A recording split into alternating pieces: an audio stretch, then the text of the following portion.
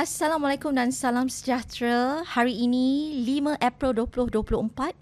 Kita bersiaran sekali lagi Jangan Pajak Otak dengan satu podcast yang baharu dipanggil Brook Talk. Brook Talk podcast ni kita panggil tetamu jemputan bersama-sama dengan kita di Konti JPO untuk sama-sama kita tanya soalan cepu mas dan juga pandangan mereka mengenai isu semasa negara. Hari ini kita cukup bertuah kerana kita ada seorang tetamu istimewa yang datang jauh dari pantai timur Malaysia. Kalau boleh saya alu-alukan kedatangan yang berhormat Dr. Hafizah Mustaqim, Ahli Dewan Undangan Negeri Kota Lama. Apa khabar, Dr. Alhamdulillah, Liana. Terima kasih menjemput saya ke JPO. Dah lama saya niat nak panggil. Cuma hari ni berkesempatan. Kita ada berapa hari lagi sebelum Aidilfitri. Terima kasih kepada YB kerana bersama-sama dengan kami. Jadi YB, kita ada berapa segmen hari ni? Okay. 3 segmen. Satu, segmen pertama kita nak kenali tetamu minggu ini. Jadi kita boleh roll montage untuk segmen pertama.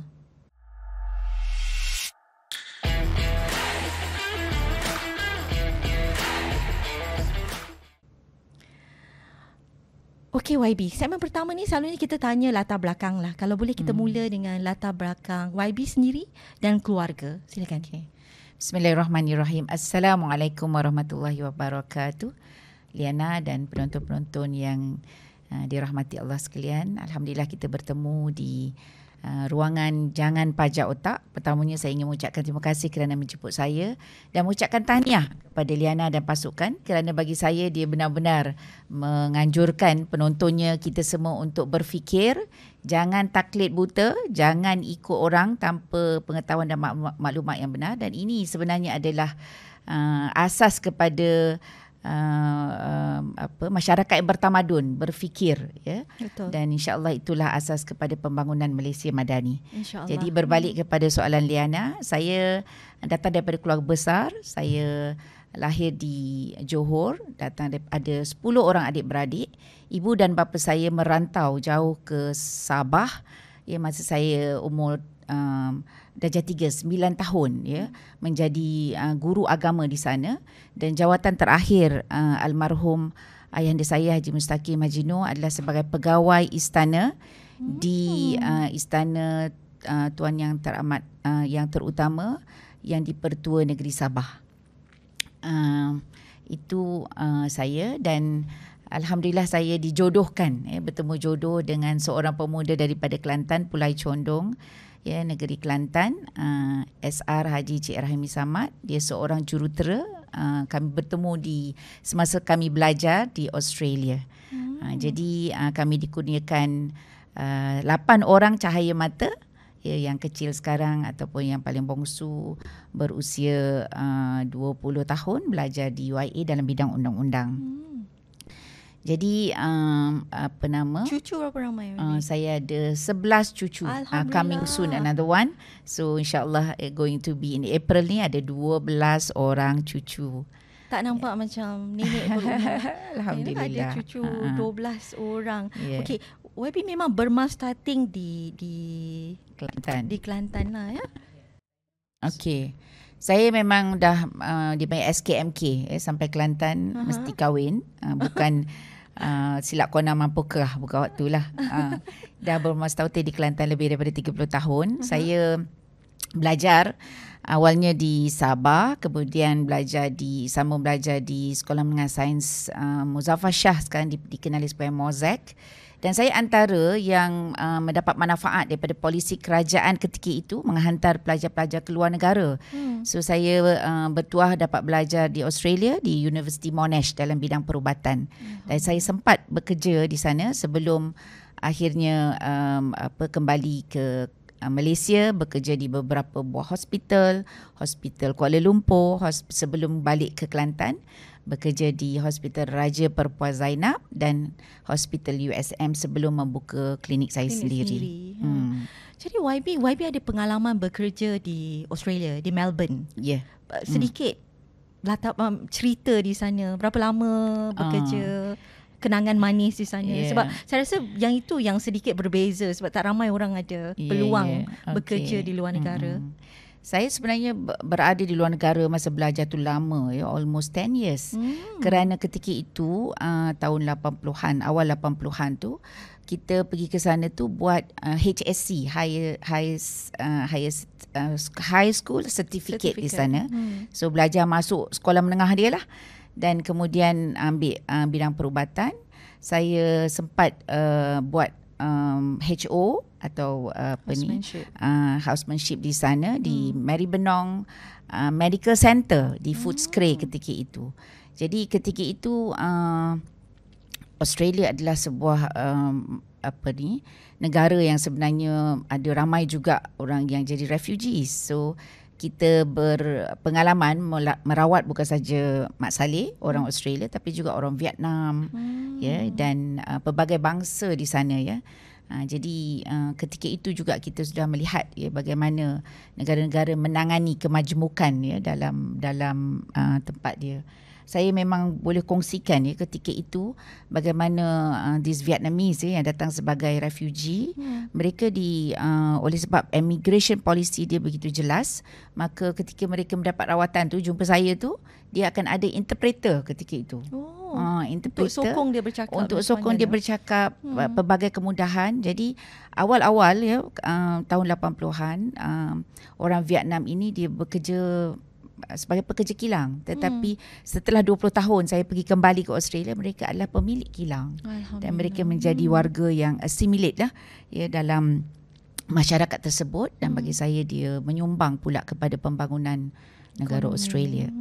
Itu antara memori saya. Sangat menarik. Saya rasa pendedahan YB tersebut di Australia selama 10 tahun, terdedah juga dengan pelbagai bangsa, menolong sebagai seorang doktor, bukan saja kerja-kerja biasa. Adakah ini mencorak pendirian politik YB supaya mungkin lebih progresif atau lebih moderate ke bagaimana? Ya, bagi saya itu kita tentunya dibina oleh satu keyakinan dalaman kita dan juga persekitaran. Dan bagi saya ia membantu saya untuk menangani dan meraihkan kepelbagaian yang ada dalam dunia yang Allah ciptakan. Dan itu membantu saya untuk, bagi saya, menjadi seorang yang terbuka, compassionate, dan bila kita melihat pelbagai-bagai bangsa, ya, bersungguh-sungguh membina kehidupan mereka di sana, bagi saya ia juga membina satu semangat kerja yang bagus, yang itqan dan ihsan. Dan sebenarnya itulah Madani, the 6 pillars of Madani itu bagi saya terbina, membantu saya untuk melihat bahawa inilah sebenarnya satu model, ya, negara yang kalau kita betul-betul ikut, maka insya-Allah dia akan memberikan kesejahteraan kepada semua. Okey YB, itu latar belakang keluarga dan pendidikan. Saya nak tanya latar belakang politik pula. Bagaimana YB terdetik nak masuk politik ni? Cerita. Okey, sekembalinya saya daripada Australia, saya memang berminat, selain daripada bekerja, saya berminat dengan kerja-kerja sukarela. Mungkin didikan daripada mak dan ayah saya yang mementingkan, ya, menjadi seorang yang bermanfaat kepada masyarakat. Jadi saya memang terlibat dengan kerja-kerja kemasyarakatan melalui NGO maupun saya sebagai NGI untuk pembangunan remaja, ya, pembangunan IPT, pembangunan keluarga, dan juga sebenarnya melakukan kerja-kerja, saya juga mengasaskan sebuah rumah perlindungan dan bimbingan remaja puteri bernama Raudah Sakinah Kelantan. Saya pergi ke sekolah-sekolah untuk mendidik remaja kita. Tapi I think 2018 adalah turning point sebab saya merasakan bahawa di sana ada keperluan untuk saya terjun beralih ke bidang politik, yang mana di situ saya boleh mengesankan secara langsung di tempat pembuat polisi dan pembuat keputusan yang paling tinggi dalam negara. Sama ada di Dewan Parlimen atau di Dewan Undangan Negeri. Dan di situlah bagi saya meneruskan bakat yang ada untuk kita berkhidmat dalam masyarakat, tetapi kali ini dalam wadah politik. Tiada ahli keluarga YB terlibat dalam politik sebelum ini ataupun tak ada? Tak ada langsung, cuma ada. terdedah ketika ayahanda bekerja dengan istana.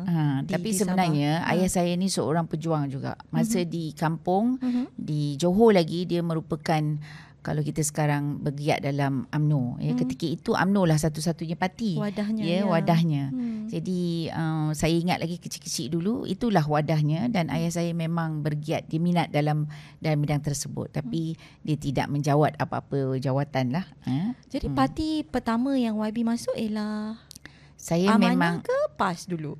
Saya memang ahli PAS, Okey. Dan tiap kali pilihan raya tentunya walaupun saya tidak menjawat jawatan dalam kepimpinan parti, tetapi bagi saya setiap kali pilihan raya kita akan turun padang, membantu, berkempen dan juga terlibat dalam kerja-kerja khidmat perubatan, ya, ketika pilihan raya.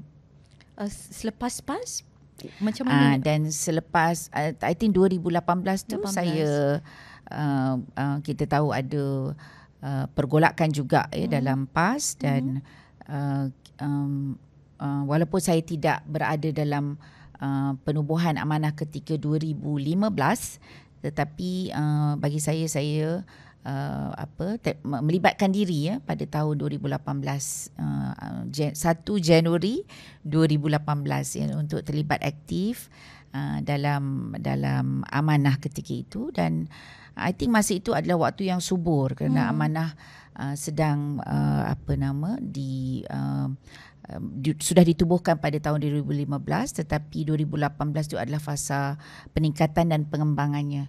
Dan di sana ada vacuum kepimpinan wanita, terutama kepimpinan wanita. Betul. Jadi seolah-olah bagi saya sendiri seolah orang mengantuk disorongkan bantal, maka the rest is history lah, ya, seolah-olahnya. Dan alhamdulillah, ya, saya bersyukur kerana kepimpinan amanah yang awal, ya, bersedia menerima saya untuk sama-sama membangunkan parti. Dan sekarang YB menjawat jawatan Ketua Wanita UMNO Negeri Kelantan. Dan juga sebagai naib Ketua Wanita Amanah di peringkat nasional. Alhamdulillah. Okey YB. Saya rasa itu segmen pertama kita kenali TMI, tetamu minggu ini cukup komprehensif, daripada kecil cerita ayah di istana di Sabah sampai ke Monash, Australia, dan juga dalam kerjaya politik. Segmen pertama kita teruskan dengan segmen kedua, iaitu segmen Cepu Emas. Montaj.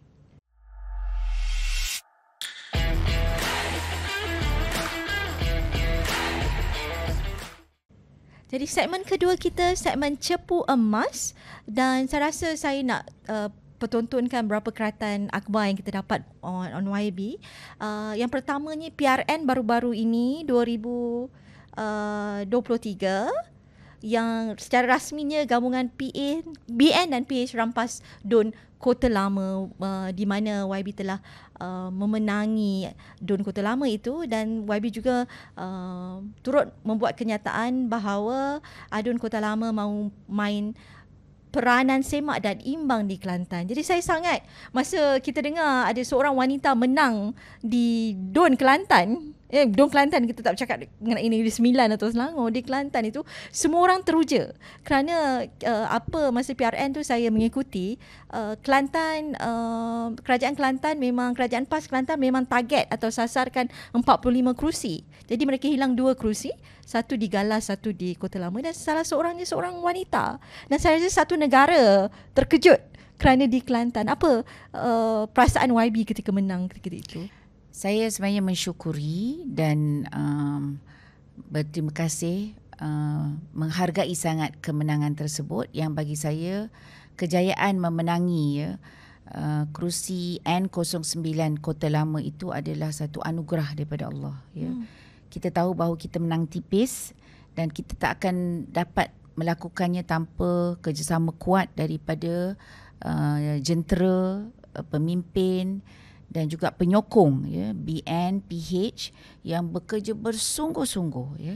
Dan bagi saya newbie, saya orang baru, tapi saya dapat merasakan, ya, kesungguhan dan kesatuan kerja antara jentera BN, PH itulah yang membantu kita memenangi rakyat Kelantan, dan kita menganggap bahawa itu adalah beachhead ataupun pemula ataupun pencetus kepada, ya, usaha kita untuk meyakinkan rakyat Kelantan bahawa mereka sebenarnya ada alternatif. Mereka ada pilihan, ya, sebuah kerajaan yang benar-benar mahu mensejahterakan rakyat. So yes, we are elated. Kita sungguh-sungguh rasa excited, tetapi pada masa yang sama kita tahu bahawa itu adalah sebenarnya anugerah Tuhan. Anugerah Tuhan. Ya. Ada yang mengatakan ini merupakan titik permulaan, entry point untuk lebih banyak lagi don-don, bukan saja bawah kerusi PAS, dan ada peluang parti lain juga memasuki Kelantan dengan kemenangan YB tadi. Tapi ada juga mereka yang berkata kerana tiada langsung lelaki dalam Don Kelantan itu, YB seorang je wanita, macam cukup quorum je untuk cukupkan ada seorang wanita. Respon kalau orang kata begitu pada YB. Okay, Alhamdulillah, sejak daripada 12 hari bulan 8 2023, saya memang bertekad mahu memainkan peranan saya sebagai adun kepada rakyat Kota Lama tanpa mengira pun latar belakang kecenderungan politik mereka ataupun latar belakang warna kulit ataupun bangsa mereka. Cuma kita sedar bahawa kita 2 je berbanding dengan 43. Maka dengan itu kita, terutama saya sudah menanam azam bahawa kita mahu menjalankan peranan semak dan imbang. Bukan saja di dalam DUN tapi di luar DUN. Kenapa di luar DUN? Sebab kita tahu dalam DUN kita hanya suara minoriti. Betul. Tapi itu pun sudah bersidang 2 kali yang memang ada perbahasan. Saya merasakan bahawa kita berjaya memanaskan Dewan dengan isu-isu rakyat yang kita bawa demi kepentingan rakyat di bawah. Ya. Dan di luar Dewan juga kita terus memainkan aktif dalam kita sebenarnya buat lagi 2 peranan, iaitu memberi khidmat secara mesra, adil dan efisien. Kita juga mahu membangunkan DUN itu dengan baik dan dengan efisien. Maka saya bagi contohlah. Mungkin ada satu liputan yang mengatakan ada satu kejadian siling runtuh di Pasar Ikon Kelantan, Pasar Siti Hadijah. Dan kita membuat pandangan kita di situ tanpa menyalahkan mana-mana pihak. Bagi saya, pendekatan kita adalah menyatakan bahawa we have problem, bagaimana kita menyelesaikan isu ini. Dan liputan tersebut atau insiden tersebut mendapat perhatian daripada ahli parlimen Kota Baru. Yang selepas itu membuat kenyataan bahawa dia memperuntukkan sejumlah RM100,000 untuk pembinaan atau pembaikan pasar tersebut, dan rakyat sedang menunggulah janji beliau itu. So Belum bagi lagi. saya, the fact that dia respond begitu, itu adalah peranan semak dan imbang. Siapa yang untung? Rakyat. Rakyat juga. Tapi having said that, kita juga mainkan peranan dengan bantuan daripada Kerajaan Persekutuan untuk membaiki pasar tersebut. Jadi kita tahu pasar tersebut pun sudah lama, bertahun-tahun usianya. Jadi memang banyak penambahbaikan yang diperlukan. Dan bagi saya, ini peranan yang kita mahu juga angkat ke Kerajaan Persekutuan, terutamanya Kementerian Pembangunan Kerajaan Tempatan untuk membantu kita.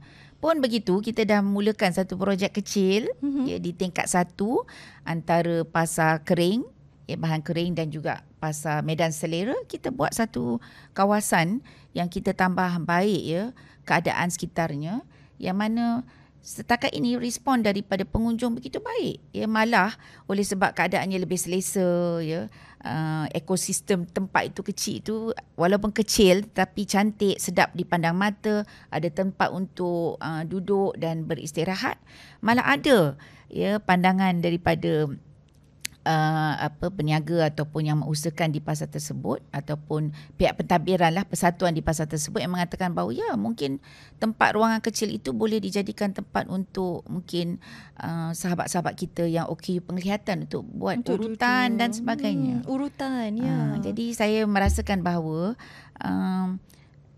kejayaan akan membuahkan kejayaan. Jadi setakat ini saya berasa bahawa bagi yang mengatakan bahawa kita ni mencukup quorum, ataupun saya nak menegaskanlah, saya bukan pasu bunga dan saya akan duduk kat situ untuk memainkan peranan sedapat yang mungkin, dan saya mahu membuktikan bahawa memang kita boleh dengan tentunya sokongan daripada semualah. Saya sangat tertarik, it's so refreshing dengar sendiri daripada YB tadi, corak semak dan imbang itu. Saya baru bersembang dengan Syed Munawar, I think dalam 2 episod lepas. Kita nak tengok pembangkang sama ada di DUN atau di Parlimen menjalankan semak dan imbang itu, bukan semak dan tumbang. Asyik nak bercakap benda benci, negatif, tiada bawa manfaat kepada rakyat. Jadi ada contoh YB Adun Kota Lama membawa isu rakyat dan menyelesaikannya untuk rakyat di tempat sendiri. Alhamdulillah. Mungkin saya komen sikit yang tu. Kerana apa? Baru-baru ni saya bawa isu penduduk jalan atas Paluh. Dan walaupun kes tu sudah masuk mahkamah dan sebagainya, saya tekankan bahawa apabila kita membangkitkan isu dalam sidang DUN, dia tidak semestinya untuk bercanggah. Betul. Ataupun mencari balah. Mencari gaduh itu. Jadi sebenarnya itu adalah peranan kita membawa isu rakyat mendapatkan penjelasan. Jadi tidak semestinya mesti di sana perlu ada pertentangan kan. Jadi itu menyebabkan kita lebih relax bagi saya, dan benar-benar rakyat boleh menilai bahawa apa yang kita bawa itu perlu dijawab oleh mereka yang sudah diberikan tanggungjawab, contohnya pihak kerajaan, contohnya di Kelantan, dan mereka mesti memberikan jawapannya. Betul. Jadi ada orang juga yang menanyakan saya, tak stres ke sebab 2 je kan. Saya kata sekarang onusnya adalah pihak kerajaan memberikan jawapan. Bagi kita adalah untuk menyatakan soalan-soalan dan kalau cukuplah sudah lama kita ni mungkin teknik ataupun corak politik kita adalah lebih kepada saya tak, ini secara umum tidak kepada mana-mana pihak, coraknya adalah kalah-kalah. Sedangkan I think ada satu versi lagi pendekatan kita di mana kita boleh menang-menang. Menang adalah kita membawakan isu dan boleh dijawab. Kita mungkin ada berbeza pendapat bagaimana kita menangani satu isu, tapi jangan sampai kita benci-membenci. Ini yang ada masalah. Kalau kita sudah membawa idea bahawa politik kebencian itu. Politik kebencian. Jadi saya memang bersyukur dalam parti saya dididik oleh ketua wanita kita yang berhormat Datuk Hajah Aiman Atira, yang mahu kita membawa pendekatan politik nilai yang pertama, kemudian politik mendidik nombor 2, dan yang ketiga adalah politik khidmat. Jadi dengan itu kita boleh berbeza pendapat, tapi jangan sampai kita tadi menimbulkan kebencian. Saya sungguh berbesar hati dengar penjelasan YB tadi, kerana kita di GPO memang bercakap sebelum ni pasal politik kebencian dan bagaimana kita nak membawa politik nilai pula sebagai teras kepada politik di Malaysia. Dan saya sangat bersyukur dan terharu sebab tetamu pertama kita memang membawa naratif itu dan bersetuju dengan pandangan tersebut. Alhamdulillah. YB, ada satu juga, ini saya baca kerajaan Kelantan perlu tingkat sosioekonomi, elak kes terjun jabatan. Yang ini saya sangat tertarik. YB memberi pandangan. Ini lagi satu episod semak dan imbang YB di DUN Kelantan. Mungkin YB nak ceritakan sikit latar belakang. Okey, ini adalah respon kita daripada apa yang berlaku di negeri Kelantan. Saya tekankan bahawa kita perlu menerima atau mengakui satu-satu permasalahan yang kita hadapi dan kemudian tidak defensif, dan kita sama-sama mencari jalan penyelesaiannya. Jadi dalam kes dilaporkan bahawa kes Januari, seorang peniaga yang didapati hilang apabila dia terjun sungai, dan kemudian mayatnya dijumpai lebih kurang 14 hari selepas itu. Dan respon daripada kerajaan negeri adalah dengan mengadakan solat hajat di lokasi kejadian. Jadi bagi saya menyokong bahawa kita perlu juga mengadakan pendekatan agama seperti ini, memohon kepada Allah supaya kita dijauhkan daripada cobaan-cobaan yang mungkin tidak mampu kita alami. Namun demikian, jangan sampai apa yang kita lakukan mengalih kita daripada isu yang sebenarnya. Masalah kesihatan mental adalah masalah yang real dalam masyarakat dan dia memang meningkat dan ketara terutamanya ketika kita berhadapan dengan pandemik COVID 19. Hmm. Dan dianggarkan 1 dalam 3 rakyat kita menghadapi masalah gangguan mental selain daripada penyakit-penyakit mental. Jadi yang penting message dalam masyarakat adalah bagaimana kita menangani perkara ini. Dan saya berharap mungkin ada yang lebih lagi yang boleh dilakukan oleh pihak kerajaan, contohnya menubuhkan task force, contohnya jawatan kuasa membabitkan, memanggil semua stakeholders kita, bahagian psikologi, bahagian perubatannya, bahagian kesihatan mentalnya, ibu bapa contohnya, ataupun remaja sendiri, kerana walaupun di sana kita nampak ada peningkatan juga dalam kalangan remaja menghadapi penyakit mental, ia meliputi semua bangsa dan semua peringkat umur. Jadi kok-koklah daripada penubuhan jawatan kuasa ini boleh difikirkan cara yang lain. Saya mungkin ada idea memasang jaring keselamatan contohnya. Sebab lokasi di Kelantan ini 2 jambatan yang utama tu, Jambatan Sultan Yahya Putera dan Jambatan Tendung tu, yang satu di Tesco dan satu lagi di Tendung adalah lokasinya. Jadi mungkin kita boleh fikirkan mungkin boleh difikirkan pemasangan papan-papan tanda. Bukan menakutkan dia lagi dengan ayat-ayat menakutkan, tapi mengajak mereka bahawa anda stres, ini nombor-nombor yang boleh dihadapi. Untuk dibantu. Message sayang, kasihan belas ini perlu dibanyakkan. Dan walaupun kalau kita tengok Kementerian Kesihatan Malaysia sudah melakukan banyak sangat inisiatif untuk menangani kesihatan mental ni, buat talian LPPKN di bawah KPWKM, Kementerian Wanita juga ada talian dan juga perkhidmatan sokongan psikospiritual seperti ini. Tetapi poinnya, adakah ia semuanya sampai kepada masyarakat? Betul. Jadi ini isunya, dan bagi saya di sini bukan lagi menuding jari siapa yang salah, tetapi bagaimana kita sebagai komuniti besar boleh memainkan peranan. Jadi ini maksud saya semak dan imbang. Dalam kes ini saya berharap pihak kerajaan, mana-mana kerajaan pun, saya pernah nyatakan bagaimana Kerajaan Pulau Pinang contohnya. Kita tahu Jambatan Pulau Pinang juga menjadi target untuk orang yang merasa bahawa hidup ini dah tak layak untuknya. Jadi tetapi ketika itu saya nampak bagaimana usaha Kerajaan Pulau Pinang contohnya memanggil buat task force ini diketuai oleh Exco Kesihatan contohnya untuk menangani isu ini. Jadi ini membabitkan keseriusan kita. How serious kita nak menangani isu dalam masyarakat. Bukan hanya dengan solat hajat. Solat hajat tu tak salah lah. Itu penting. Itu adalah penting. Cuma kita tak mahu apa yang kita buat memberikan gambaran yang salah kepada masyarakat bahawa hanya itulah dia. Sedangkan di sana ada lagi teknik-teknik. Usaha. Saya tahu bahawa sebahagian yang contohnya berisiko untuk bunuh diri ni adalah orang yang mengalami kemurungan. Dan murung ni, penyakit mental ni adalah bagi saya pada satu segi extreme of the normal. Dia satu yang ekstrim kepada yang normal. Kita pun ada sedih, betul? Kita pun ada serabut perut, serabut otak, kata panggil. Anxiety dan sebagainya. Kita semua ada. Tetapi orang yang ada penyakit mental, dia tak boleh tangani sendiri dah. Dia tak boleh dengan kata you relax, you baca zikir sahaja. Kerana apa? Kimia dalam otak dia, dalam badan dia sudah kebanjiran dipanggil. Dan ia memerlukan rawatan pakar. Jadi di sini ada banyak kategori penyakit mental yang berisiko untuk bunuh diri.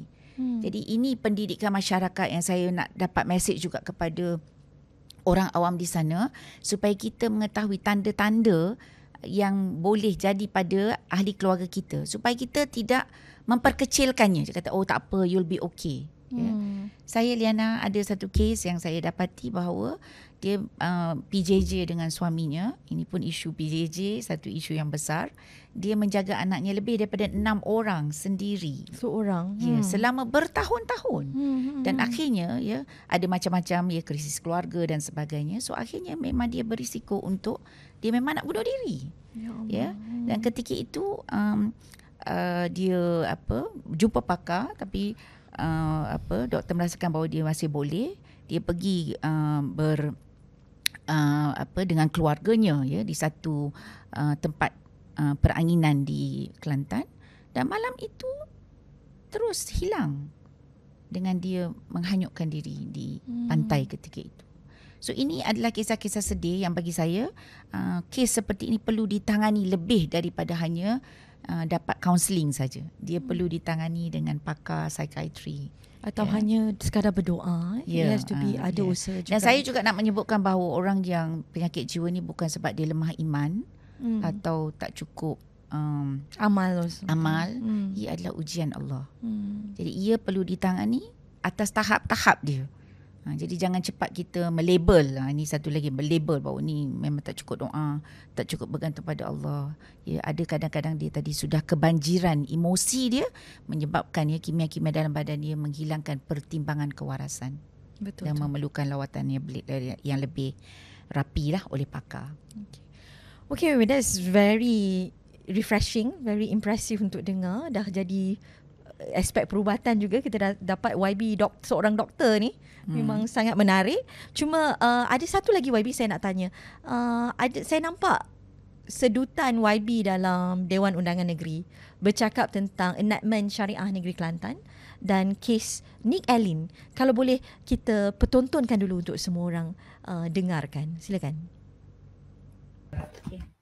Terima kasih YB Exco atas jawapan tersebut. Soalan tambahan saya adalah, pada Februari 2024, Mahkamah Persekutuan membatalkan 16 kesalahan syariah dalam enactment Kanun Jenayah Syariah Kelantan 2019.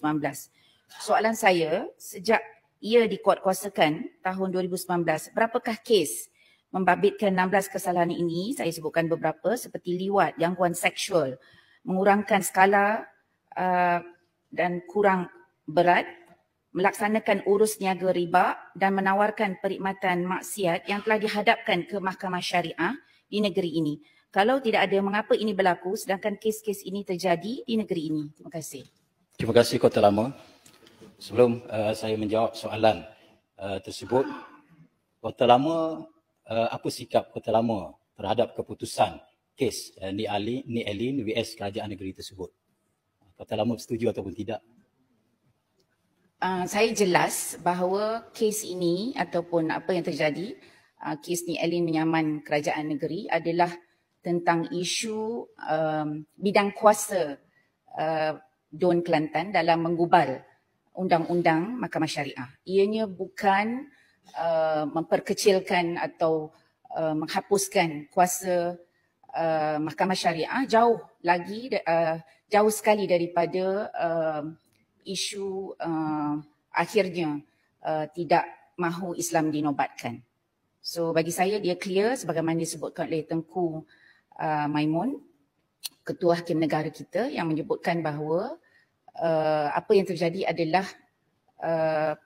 keputusan itu membetulkan, meletakkan kita di rail yang betul mengikut semangat perlembagaan, bahawa apa-apa yang diputuskan dalam Dewan Yang Mulia ini mestilah tidak bercanggah dengan apa yang telah tersedia di peringkat persekutuan. Ia adalah tentang bidang kuasa yang boleh dilakukan oleh dua ni. Satu ditentukan oleh ahli parlimen dan satu lagi ditentukan oleh kita, para pengubal undang-undang di negeri ini. Thank you. Jadi saya tengok video tersebut dan saya juga baca-baca komen di media sosial. Macam YB cakap tadi dah jadi politik label lah. Tak dengar apa yang YB cakap tadi di dalam Dewan Undangan Negeri. Fundamentalnya apa isunya? Tentang keupayaan Dewan Undangan Negeri untuk membuat undang-undang itu, tetapi sudah dibawa isu politik agama dan menyamakan YB bersekongkol dengan Nick Allen. Bagaimana YB nak respond to that? Okey, saya dapati bahawa antara cara yang paling sering digunakan untuk merendah-rendahkan ataupun membunuh karakter seseorang adalah dengan cara melabel ataupun menggelar ataupun menuduh seseorang.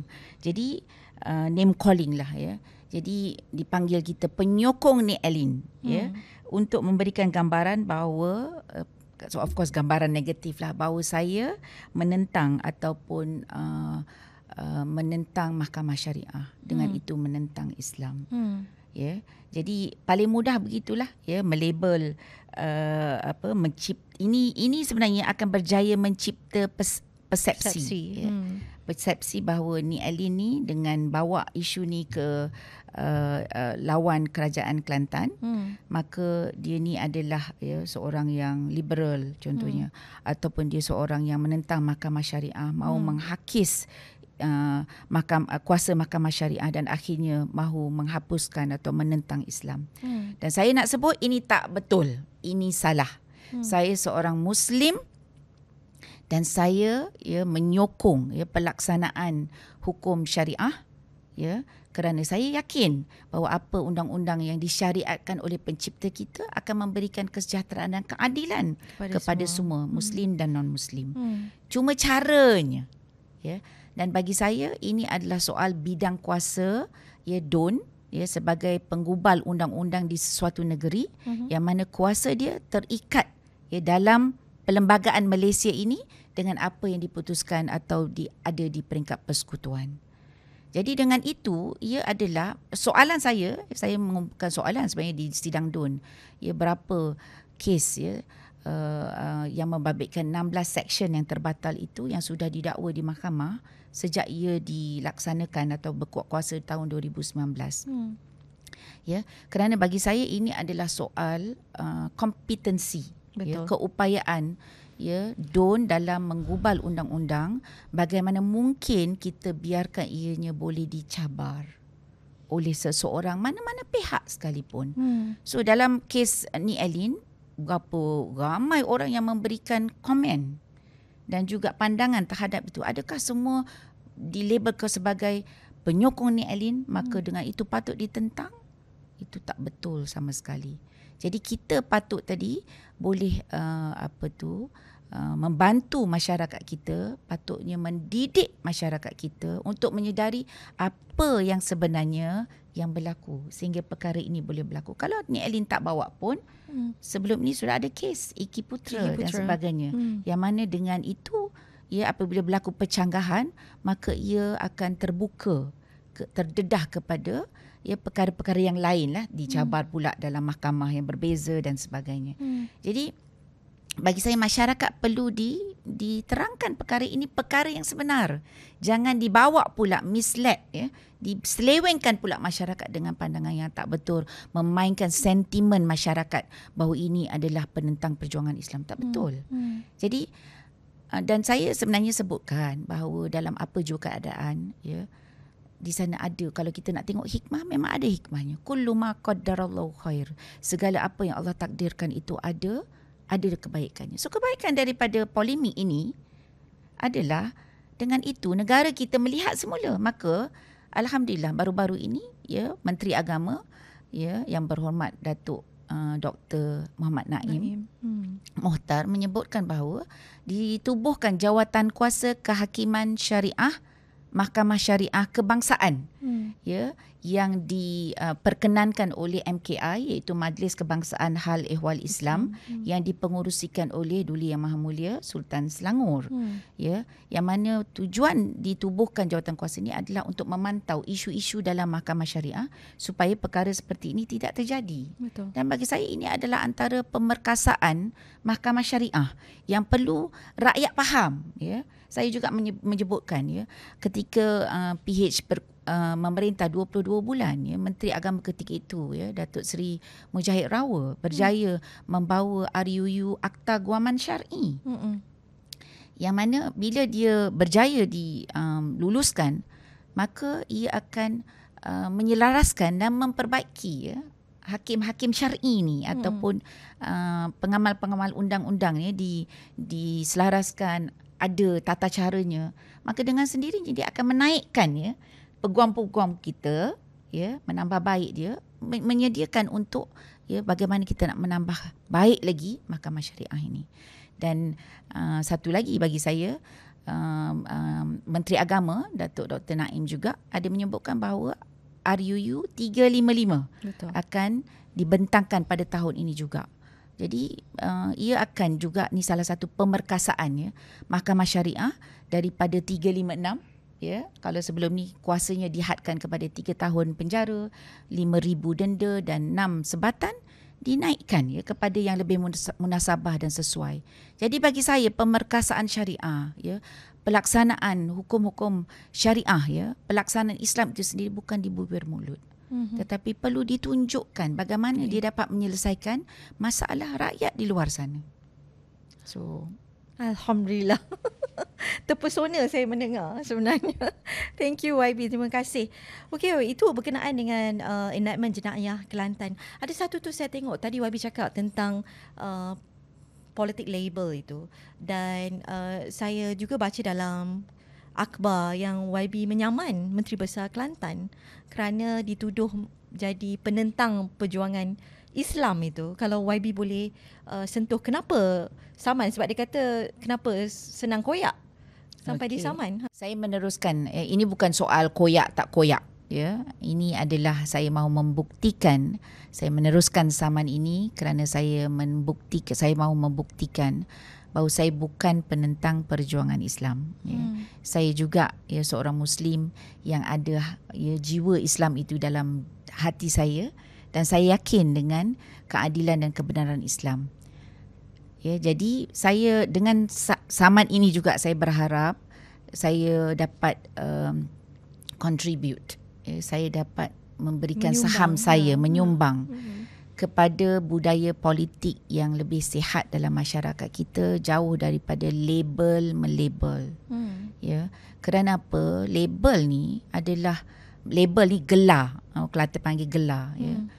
Tohmah dia, tuduh dia. Ya, dan kemudian setengah orang tak payah buktikan pun label tersebut, ya. Sedangkan, ya, kalau kita tengok di sana ada satu keadaan yang dikaji oleh pengkaji, dipanggil Pyramid of Hate. Ya. Di mana piramid kebencian ini bermula daripada asasnya, ini secara umum, ya, tidak kait dengan kes MB. Tapi saya nak sebutkan terutama kepada anak-anak muda kita, ya. Kita kena seriously berfikir tentang perkara ini, ya. Pyramid of Hate ni di bawah sekali adalah berasaskan kepada apabila seseorang merasakan diri dia lebih baik dan lebih mulia daripada orang lain. Dan dengan itu, level pertama adalah dia akan melabel tadi, menuduh, menghukum, name calling. Dan tahap seterusnya adalah dia akan berbuat diskriminasi. Dia rasa bahawa dia, sebab dia lebih mulia, dia boleh discriminate orang lain. Dan akhirnya dia boleh sampai kepada menghalalkan nyawa dan darah seseorang. Klasik example-nya adalah apa yang berlaku di Palestin. Apabila satu bangsa merasakan, ya, Zionis Israel merasakan dia lebih mulia, maka orang Palestin itu memang tak layak nak hidup pun. Maka halal darah mereka. Mereka melakukan tanpa henti, ya, lebih daripada 60 tahun untuk menghapuskan, kerana tadi atas dasar aku lebih mulia, maka orang lain tak patut hidup. Jadi kalau kita tak jaga, ya, orang muda terutamanya, kita rasa bahawa ni semua tak betul ni. Sebab kita label dah dia. Kita tak tahu pun sebab apa kita label dia. Maka dengan itu suasana politik kita tak sihat. Tak sejahtera. Ini bukan politik matang dan sejahtera. Politik matang dan sejahtera yang nak kita bawa adalah kita ni semua, ya. Bagi saya di Malaysia lah, orang Islamnya, ahli politik Islamnya, kebanyakannya insya-Allah tidak berbeza pun daripada sudut akidah atau kepercayaan. Yang kita berbeza adalah pendekatan kita. Apa plan kita? Macam mana kita nak membangunkan negara ini? Maka kalau kita ada peluang untuk bagi, ya, terutama kita pengundi muda, dengar semua apa plan pembangunan parti A, apa plan pembangunan gagasan parti B, maka dengan itu pengundi akan dapat memilih dengan, ya, satu maklumat yang betul. Dan ini tak berlaku. Ya, generasi TikTok malangnya tidak berlaku. Kerana apa? Kita, ya, maklumat yang disampaikan kepada kita tak sempat kita mencerna. Jadi datang aja influencer kata bahawa dia sokong parti ni, maka kita terus ikut saja. Kita pajak otak. Subtle punya message. Dan ini bagi saya perlu, ya, semua pihak lah kena bertanggungjawab, ya, dalam sudut ini. Kerana kita tahu masing-masing ada kepentingan, tetapi kita kena tahu kesannya kepada generasi muda. Liana, saya perlu menyebutkan bahawa penganalisis politik, ya, menyebutkan bahawa kita berada di Malaysia ni berada dalam satu time bomb. Kalau kita tidak betulkan, ya, bantu sama-sama semua pihak membetulkan perkara ini, kita takut satu hari, ya, terutama darah-darah muda contohnya kan. Ya, betul. Kita dah taksub ni, kita akan boleh berbuat apa sahaja. Kita tak mahu keganasan, kezaliman dan sebagainya. Saya sangat tertarik bila YB cakap YB menyaman itu ialah untuk menunjukkan pelabelan itu tidak perlu dibuat. Kerana daripada politik benci itu akan keluar jenayah benci. Kita lihat di serata dunia, kita lihat dalam sejarah dunia itu yang berlaku, dan contoh terbaik ialah Israel, rejim Zionis itu satu penerangan yang sangat-sangat baik untuk menjadi tauladan kepada generasi muda kita. Jadi YB, kita dah habis segmen kedua, ya. Kita teruskan dengan segmen ketiga, segmen inspirasi.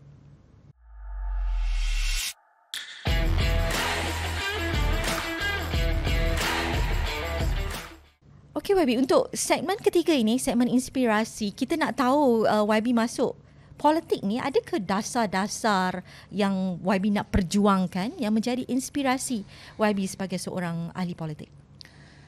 Okey, inspirasi saya dalam politik, saya berpegang atau yakin kepada konsep Islam yang syumul.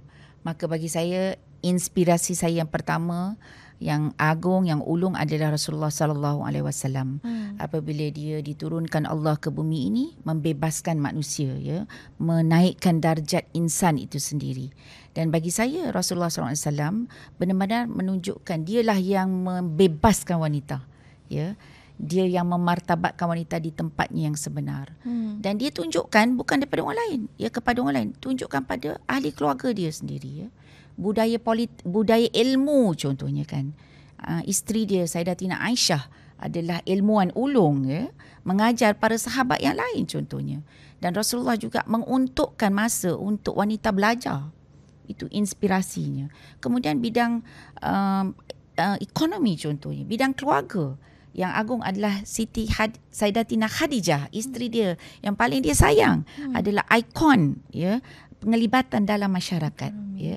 Apatah lagi dalam bidang politik. Kita semua tahu kisah perjanjian Hudaibiyah ketika Ummu Salamah memberikan pandangan politik ketika Rasulullah, ya, ketika itu mungkin ada polemik dengan sahabatnya yang mungkin bukan tak nak dengar pun, ya, mereka begitu terkesan dengan keputusan ataupun item-item dalam perjanjian Hudaibiyah yang mereka lihat mungkin tidak berpihak kepada Muslim. Jadi ini bagi saya adalah contohlah, ya, Rasulullah menunjukkan contoh yang begitu baik dan tidak menyekat pun wanita itu untuk keluar, ya, dalam bidang politik, ya. So kalau kata siapa yang paling memperkasakan wanita adalah Rasulullah, ya. Dan okey, yang kedua bagi saya adalah juga, ya, inspirasi saya adalah daripada negeri Kelantan sendiri, ya, Raja Cik Siti Wang Kembang tu sendiri, ya. Ya, seorang raja yang adil, ya, yang memakmurkan, ya, ketika itu dikisahkan memakmurkan bumi Kelantan itu sendiri dengan polisi-polisi saya, bagi saya kepimpinan kolektif yang berjaya akhirnya menaikkan Kelantan dan namanya disebut-sebut sampai hari ini. Sekarang, dan of course kalau saya nak sebut salah satu lagi adalah saya juga tertarik dengan Jacinda Ardern, ya, Perdana Menteri New Zealand.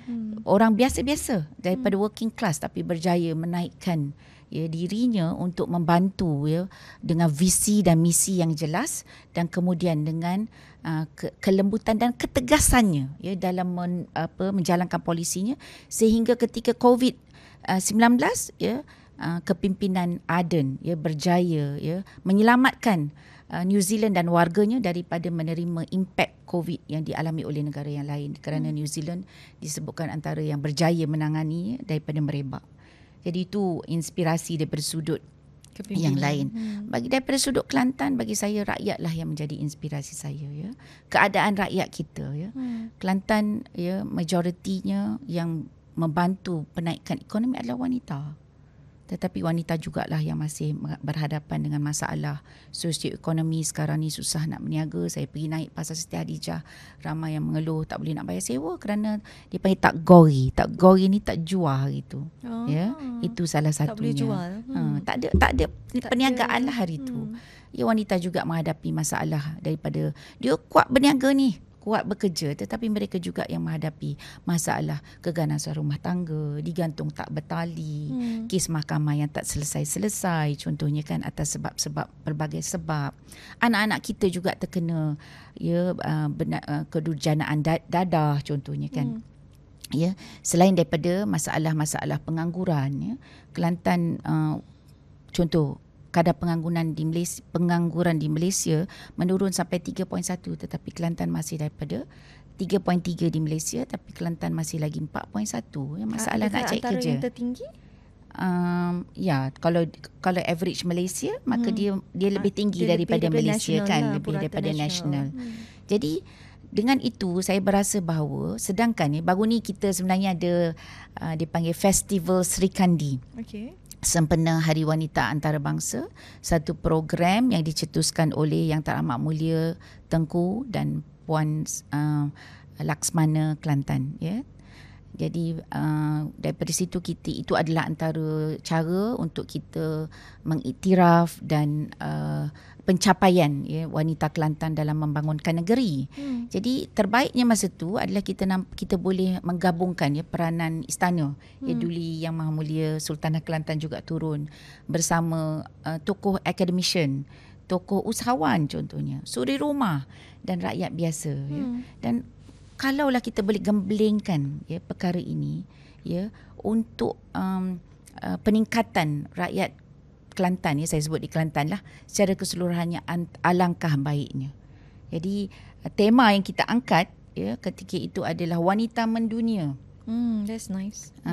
Letak juga Cik Siti Wan Kembang, menginspirasikan keterangkuman demi kegemilangan. Demi kegemilangan.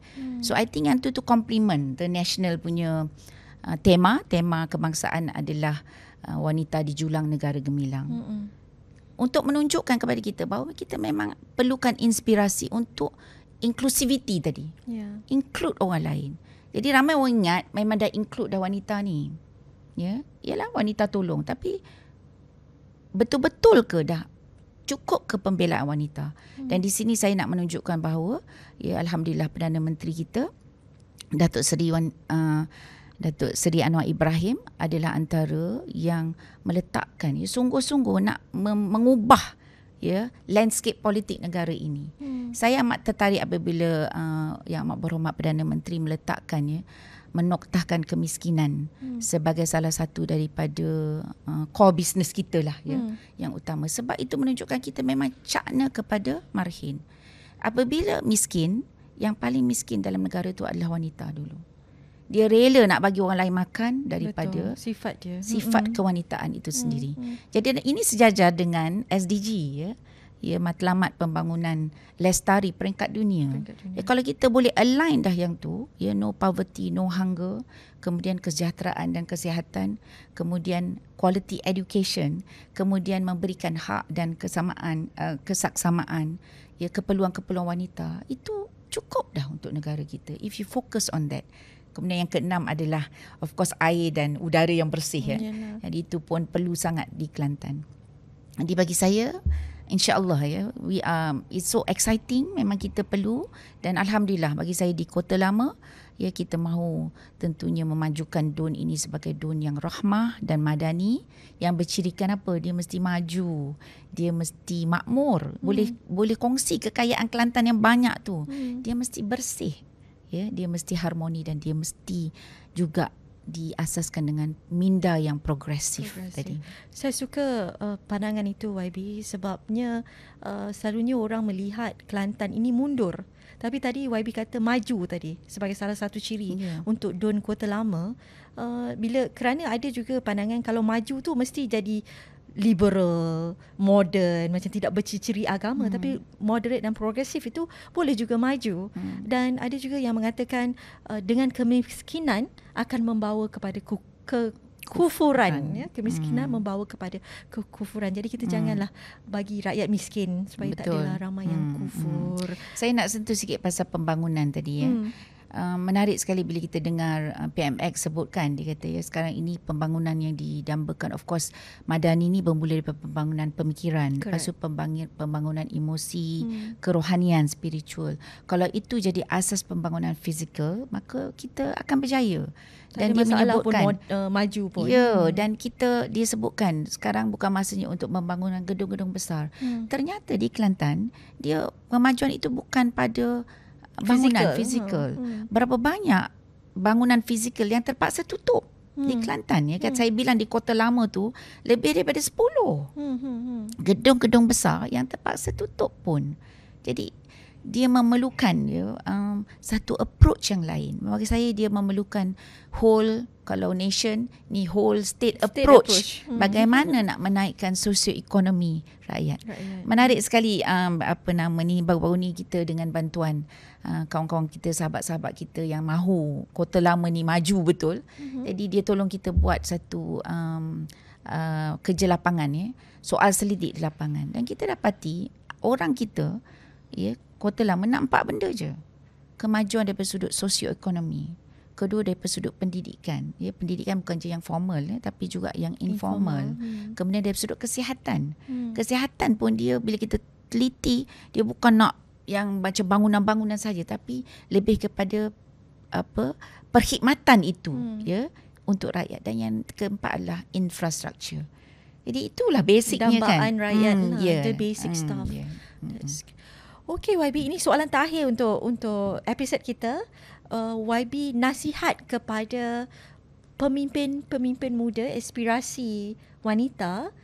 Kalau YB ada nasihat-nasihat yang boleh diberi kepada mereka. Okey. Sedikit saja. Satu, kita mesti ada passion. Ya.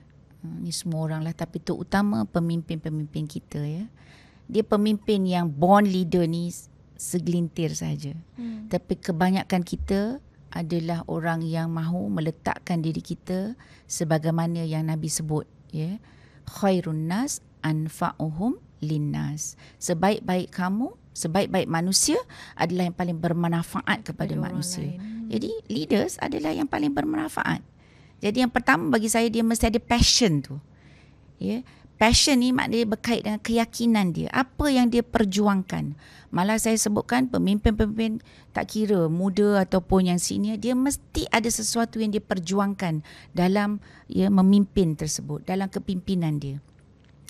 Kalau tak, dia akan, bila dia dah dapat kedudukan, maka dia mudah terlupa. Ya, bukan dia sengaja, tapi dia dah terlupa ya. Dia duduk dalam zon selesa, tak ada dah perjuangan dia. Contohnya kalau saya memperjuangkan bahawa ya kepimpinan wanita itu sendiri ya, sebab wanita kalau kita tengok dalam indeks jurang gender Malaysia, antara yang paling corot adalah kepimpinan politik wanita. Kita education kita dah at par dengan lelaki ya. Ekonomi kita 0.6, kesihatan kita 0.9 indeksnya, tapi kepimpinan politik kita baru 0.1. So jauh lagi.